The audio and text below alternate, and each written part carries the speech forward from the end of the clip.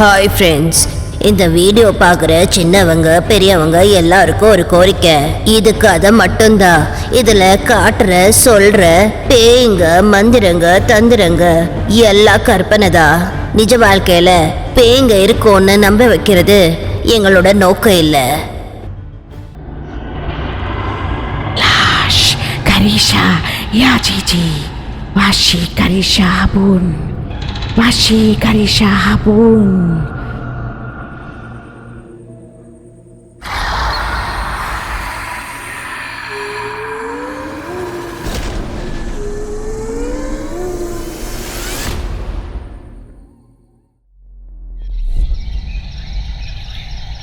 இதோ தெரியுது இந்த ஊரோட பேரு கோஷல்புரம்.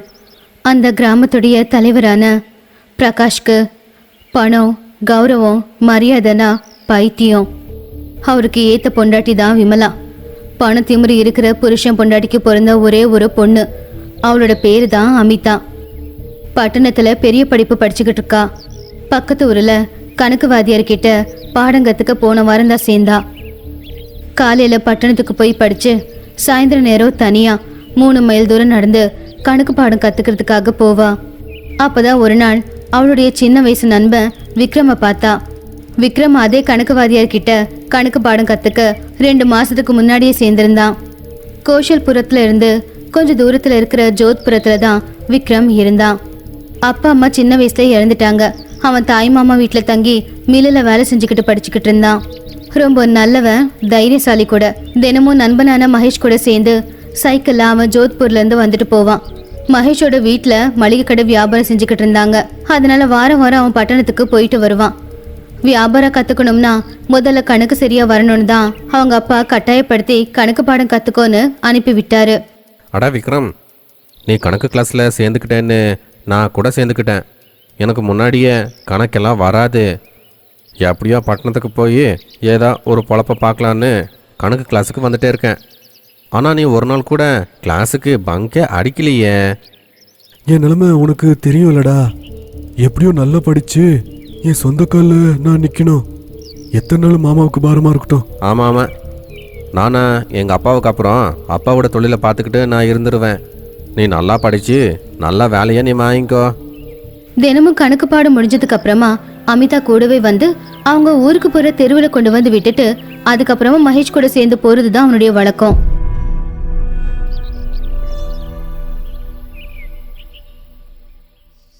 இருட்டாகிறதுக்கு இன்னும் 2 மணி நேரம் இருக்குன்னும் போது, இன்னைக்கே ஆடி அமாவாசை, எல்லாரும் இன்னும் 30 நிமிஷத்துல பலி கொடுக்கற மலை கிட்ட வந்துடணும். தாத்தா, இன்னைக்கு பலியாக தயாராயிரு. ரத்த பலி கொடுக்கறதுக்காக ஆடி மாசத்துல வர அமாவாசை அன்னைக்கு வயசானவங்க யாராவது ஒருத்தங்க உயிர் தியாகம் செய்வாங்க. அது அந்த ஊரோட வழக்கம். அப்படி யாராவது ரத்த பலி கொடுக்கலன்னா வாசல்ல தொங்குற பொம்மைக்கு சக்தி போயிடும்.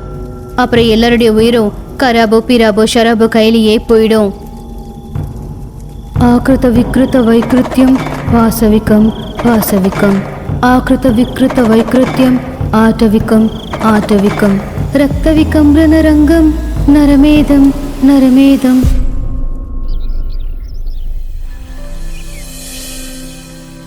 இது இப்படி இருக்கும்போது ஒரு நாள் அமிதா விக்ரம் கூட பேசிக்கிட்டு இருக்கிறத பிரகாஷ் அந்த பக்கம் போகும்போது பார்த்தா.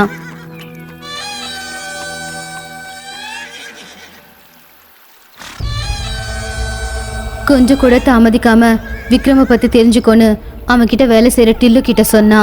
வந்துருச்சியா? நாளைக்கு இந்த நேரத்தில் அந்த பையனை பற்றி போட்டு வைக்கிறேன். அதுக்கு முன்னாடி அவன் என்ன ஜாதின்னு பாரு. சரியா?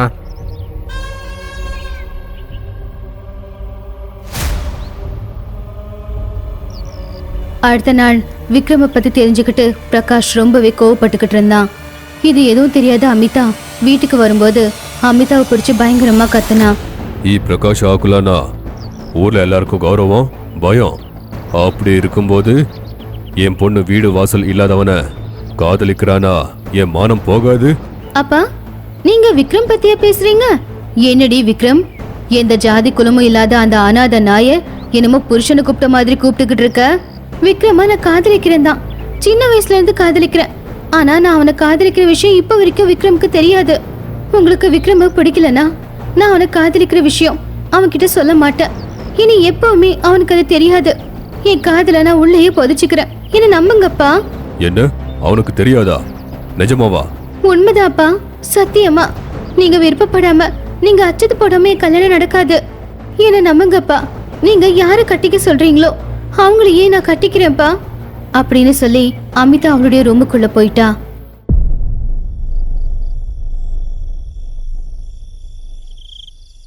அது நடுராத்திரி நேரம். தாகம் எடுத்து தண்ணி குடிக்கலாம் அப்படின்னு அமிதா வெளியே வந்தப்போ அவங்க அப்பா அம்மா பேசிக்கிட்டு இருக்கிறத அவ கேட்டா.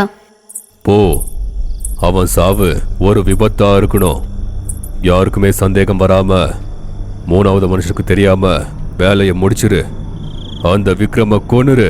சரோஜா, நாளைக்கு ராத்திரி அவன் உயிர் நெருப்புல கலந்து போகும் அப்படின்னு சொல்லி அங்கிருந்து போயிட்டான். எதுக்கு சும்மா பணம் செலவு பண்ணி அவனை கொல்ல சொல்றீங்க? அதான் நம்ம பொண்ணு நம்ம சொல்ற மாப்பிளைய கட்டிக்கிறேன்னு சொல்லிட்டால. இந்த பிரகாஷ் யாரையும் கூட நம்புவா. பொண்ணோட சத்தியத்தை கோழி குஞ்சு கூவுறத நம்ப மாட்டா. அவன் சாகலனா என் மனசு ஆறாதடி விமலா. இது எல்லாத்தையும் அவங்களுக்கு தெரியாம கேட்டுக்கிட்டு இருந்தா அமிதா. நான் எவ்வளவு சொன்னாலும் அப்பா கேட்கல. முட்டாள்தனமா யோசிச்சு விக்ரமா சாகடிக்க போறாரா? நான் எப்படியாவது அவனை காப்பாத்தணும். அப்படி அடுத்த நாள் காலையில அமிதா காலேஜ்க்கு போய்கிட்டு இருந்தா. அப்ப அவளுக்கு தெரியாம அவங்க அப்பா கிட்ட வேலை செய்யற குணா அவ பின்னாடியே போய்கிட்டு இருந்தான். ஆனா அமிதா அவனை பார்த்துட்டா. ஓஹோ, அப்பா என்ன ஃபாலோ பண்ண ஆள் வச்சிருக்கார் போல. அமிதாவுக்கு ஏதோ தெரியாத மாதிரி காலேஜ்க்கு போய் அதுக்கப்புறம் காலேஜ் செவரேறி குதிச்சு தோழியோட சைக்கிளை எடுத்துக்கிட்டு ஜோத்பூருக்கு போய் விக்ரம் கிட்ட நடந்த எல்லாத்தையுமே சொன்னான். விக்ரம், அப்பா உன்னை கொல்லாம இருக்க மாட்டாரு. உன்னை கொல்லக்கூடாதுன்னா நீ அவருக்கு மருமகனாகணும்.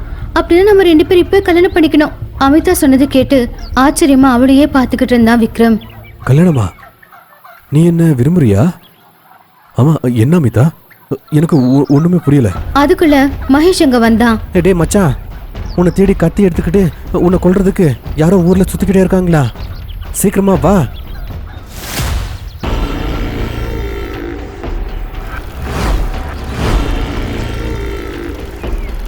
அதோ சொன்னல, எங்க அப்பா அனுப்பி வச்ச ஆளுங்க தான். என்னடா நடக்குதுங்க? நீயாச்சும் சொல்லு. டே மச்சான், சின்ன வயசுல அமிதா நம்ம ஊர்ல அவங்க அம்மாச்சி வீட்டில இருந்து நம்ம கூட தான் படிச்சா இல்ல? அப்பல இருந்து நீனா அவளுக்கு உயிர். படிப்பு முடிஞ்சதும் அவங்க ஊருக்கு போனாலும் நோம்பிக்கை திருவிழாக்கு நம்ம ஊருக்கு வரும்போது உன்னை பத்தி என்கிட்ட கேட்டுக்கிட்டே இருப்பா. என் கடையில் பாத்திரம் வாங்குறதுக்கு பட்டணத்துக்கு போகிற ஒவ்வொரு வாட்டி அமிதாவை சந்திச்சு உன்னை பற்றி சொல்லிக்கிட்டே இருப்பேன். நீ ஊருக்குள்ள கணக்கு வாதிரிக்கிட்ட கிளாஸுக்கு போகிறேன்னு சொன்னதும் அவ உனக்காக அந்த மாஸ்டர்கிட்டயே சேர்ந்துக்கிட்டா. நேரம் வரும்போது காதல் விஷயத்த சொல்லலான்னு அவன் நினைச்சா.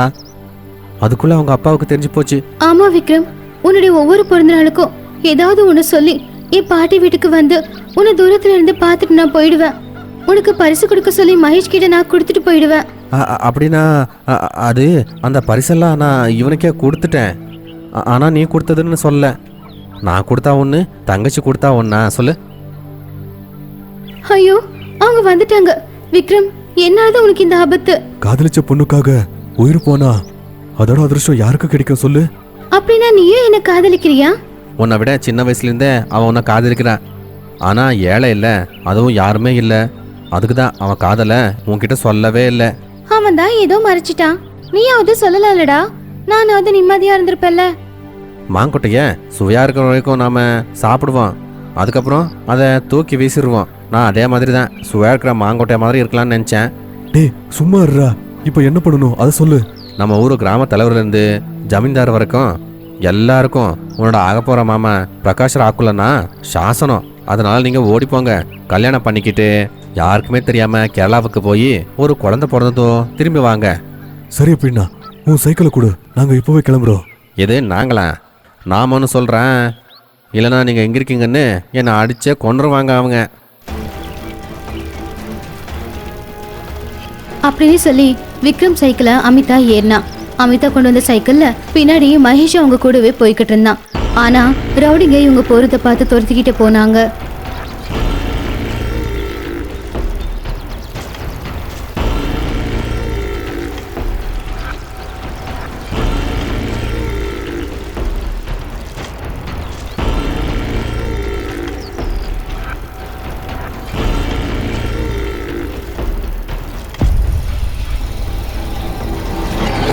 அவங்க கிட்ட இருந்து தப்பிக்கிறதுக்காக காட்டு வழியா போய் ரொம்ப உள்ளவே போயிட்டாங்க.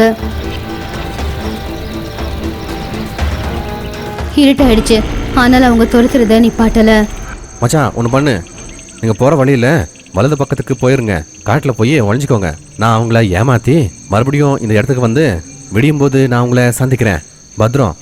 சரிடா, நீ ஜாக்கிரதையா போ. அப்படி அடர்ந்த காட்டுக்குள்ள போயிட்டாங்க. இருட்டுல சரியா தெரியாததுனால அவங்க மகேஷை பின்தொடர்ந்து போனாங்க. விக்ரம், அமிதா 2 பேரும் மகேஷ் சொன்ன மாதிரி காட்டுக்குள்ள போய்கிட்டு இருந்தாங்க.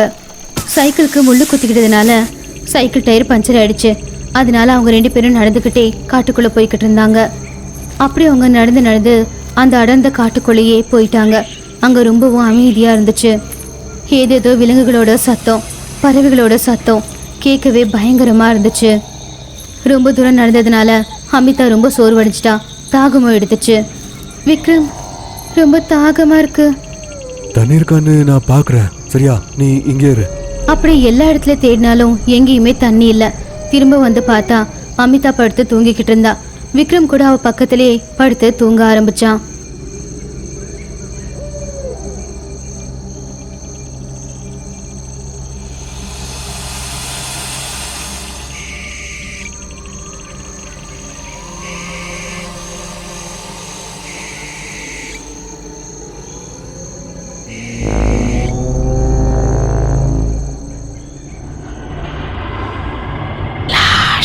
Karisha, ya Cici.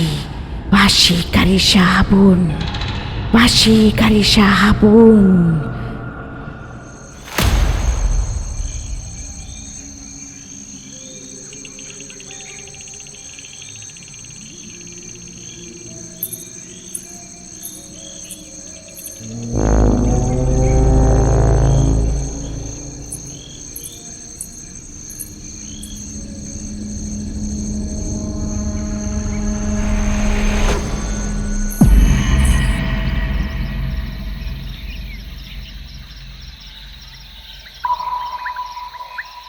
காலையில விடிஞ்சது.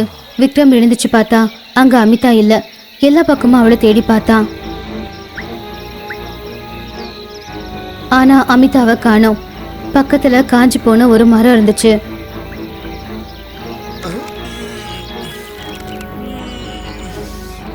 அதுல ஏறி அவன் எல்லா இடத்துலயும் பார்த்தான். ஆனா எங்கேயுமே அமிதா இல்ல. இது என்ன? அமிதா அமிதா எங்க போனா? அப்படின்னு தரைய பார்த்தப்போ அமிதா நடந்து போன காலடி தடங்களை அவன் கவனிச்சான்.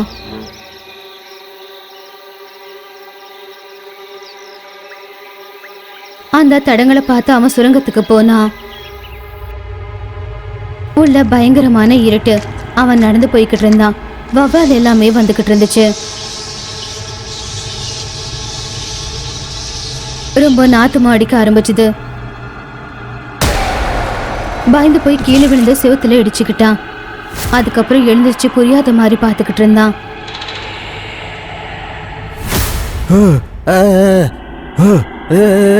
என்னடா மச்சா இப்படி காத்துற? ஆமா, இந்த சுரங்கத்துல என்ன பண்ணிட்டு இருக்க? அமிதா எங்க போனா? ராத்திரி என் கூட தான்டா இருந்தா. எந்திரிச்சு பார்த்தா காணும்டா. அவளோட கால் தடம் சுரங்க பாதைக்கிட்ட போகும்போது நான் அப்படியே வந்து தேடிக்கிட்டே இருக்கேன்டா. சரி வா, நம்ம ஒன்னா தேடலாம். அமிதா, அமிதா, அமிதா, அமிதா.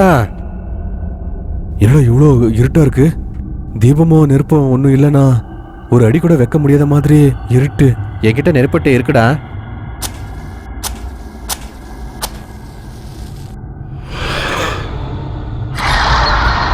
ஓடுறா.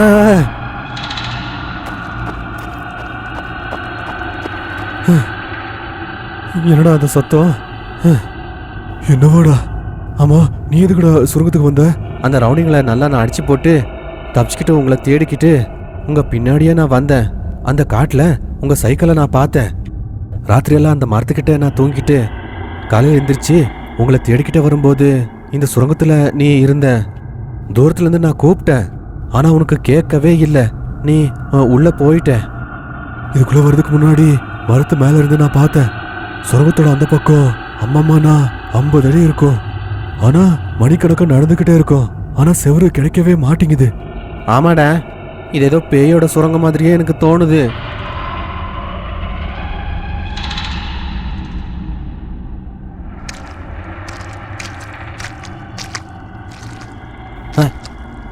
அட, இங்க காலுக்கு ஏதோ மாட்டுதுடா. தீக்குச்சிய ஏத்துடா. மகேஷ் வத்தி குச்சியை பத்த வச்சு பார்த்தப்போ அது அமிதாவோட செருப்பு. மச்சான், இது அமிதாவோட செருப்புடா. அப்படின்னா கண்டிப்பா அமிதா இங்க வந்திருக்கா. அமிதா, அமிதா, அமிதா எங்க இருக்க? அமிதா, அமிதா எங்க இருக்க? அமிதா. அந்த சத்தத்துக்கு அமைதியா இருக்கிற அந்த சுரங்கத்துக்குள்ள இருந்து வவ்வாலுங்க எல்லாமே எழுந்திருச்சு பறந்து போய்கிட்டு இருந்துச்சு. லாஷ் கரீஷா யா ஜிஜி வாஷி கரீஷா பூன் வாஷி கரீஷா பூன். அப்படி 2 பேரும் நேரா ஓட ஆரம்பிச்சாங்க. இருட்டில் அவங்க 2 பேரும் ஓடி ஓடி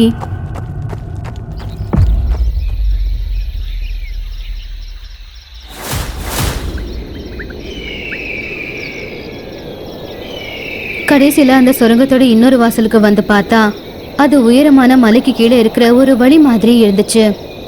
எங்க பார்த்தாலும் உயரமான பயங்கரமான மரங்கள் தான் இருந்துச்சு. அங்கேயே இருங்க, ஊருக்குள்ள வராதிங்க, அங்கேயே இருங்க, வந்தீங்கன்னா செத்துருவீங்க. ஒருத்தர் ரொம்ப வேகமா அங்கிருந்து ஓடி வந்து சுரங்கத்திலேருந்து ஊருக்குள்ள கால் வைக்கக்கூடாதுன்னு அங்கிருந்து கூப்பிட்டுக்கிட்டே வரேன். கேட்கலையா? காதன செவடா. சா, எவ்வளோ பெரிய தப்பு பண்ணிருக்கீங்க, சாவுங்கடா. அப்படின்னு திட்டிக்கிட்டே அங்கிருந்து போயிட்டான். இவங்களுக்கு ஒண்ணுமே புரியாம ஒருத்தங்க முகத்தை இன்னொருத்தங்க பார்த்துக்கிட்டு அமிதாவை தேடி அவங்க முன்னாடி போக ஆரம்பிச்சாங்க.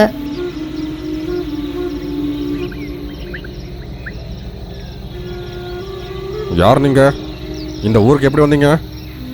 நாங்க எங்க அமிதாவை தேடிக்கிட்டு அதோ அந்த சுரங்கத்துல இருந்து வந்தோம். சுரங்கத்துல இருந்தா 2 சாவு விழ போகுதா? இதை போய் தலைவர்கிட்ட சொல்லி ஆகணும். அப்படின்னு சொல்லிக்கிட்டே போயிட்டான். என்னடா இவன் சாவு கீவுன்னு சொல்லிக்கிட்டே இருக்கா? டேய், அவன் பைத்தியம் போல. வாடா, நம்ம போய் அமிதாவை தேடலாம். அப்படின்னு இன்னும் கொஞ்சம் முன்னாடி போய் பார்த்தப்போ அது ஒரு சின்ன கிராமம் மாதிரி இருந்துச்சு. ஊர் எல்லையில ஒரு வீடு.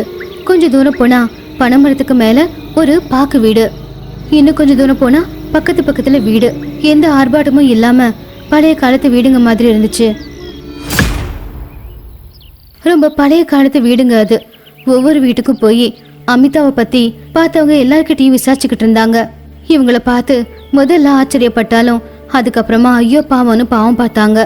பாவம் சின்ன பசங்க இங்க வந்து மாட்டிக்கிட்டாங்க. இவங்கள அந்த சாமி தான் காப்பாற்றணும். பொண்ணுக்காக எங்கேயோ வந்துடுவீங்களா? முன்ன பின்ன பார்க்க மாட்டீங்களா? இப்போ நீங்களும் என் கூட சாக வேண்டிதான். என்னடா இது, யாருமே பதில் சொல்லவே மாட்றாங்க. ஐயா, இந்த பக்கம் அமிதாங்கிற பொண்ணு வந்துச்சா? ஜடை போட்டுக்கிட்டு சவப்பா இருப்பா. நான் எல்லாம் ஒன்றும் பார்க்கல. நான் ரொம்ப சத்தமாக கத்தி சொன்னேன், சுரங்கத்திலிருந்து வெளியே கால் வைக்காதேன்னு. ஆனால் உங்களுக்கு கேட்கவே இல்லை. நிஜமா எங்களுக்கு கேட்கல. ஆமா, இந்த ஊர்ல கால் வச்சா என்ன ஆகும்? சத்துருவீங்க. செத்துருவாம்மா. எதுக்கு சாவம்? ஆமா, யார் நீ? உங்க ஊர்ல எல்லாருமே எங்களை எதுக்கு விசித்திரமா பாக்குறீங்க? என் பேரு கோர்பா. நான் இங்கே வந்து 6 மாசமாச்சு. இங்கே வர்றது மட்டும்தான், திரும்பி போக முடியாது. எதுக்கே? வந்த வழியா மறந்துட்டியா? டேய் சும்மா இருடா. அண்ணே, என் பேரு விக்ரம். இவன் என்னோட நண்பன் மகேஷ். நான் காதலிச்ச பொண்ணு அமிதாவை தேடிக்கிட்டு நான் இங்க வந்தேன். அவன் எங்களுக்கு கிடைச்சதோ நாங்க வந்த அந்த சுரங்க பாதையிலேயே எப்படியாச்சும் திரும்பி போயிடுறோம். ஓ, அப்படியா? எந்த சுரங்கத்திலேருந்து வந்தீங்க, கொஞ்சம் காட்டுறீங்களா? அப்படி அவன் கிண்டலா கேட்டதுனால கோர்பாவை அவங்க எந்த வழியில ஊருக்குள்ள வந்தாங்களோ அங்க கூட்டிட்டு போய் பார்த்தா சுரங்கம் அங்க இருக்கல. அங்க நல்ல கூரான கற்களால செஞ்சிருந்த பெரிய சிவரு தான் இருந்துச்சு. மகேஷ்க்கு விக்ரம்க்கு ஒன்றும் புரியல. 2 பேரும் ஒருத்தங்க பார்த்துக்கிட்டாங்க. என்னடா இது? என்ன பாதையை மறந்துட்டோமா? இப்படிதானே வந்தோம்? ஆமாடா, இப்படிதான் வந்தோம். ஆனா இங்க சுரங்க பாதை இருக்கணும்ல. நான் சொன்னேன் இல்ல, இனிமே உங்க சாவு இந்த பேயோட பள்ளத்தாக்குல தான். பேயோட பள்ளத்தாக்கா?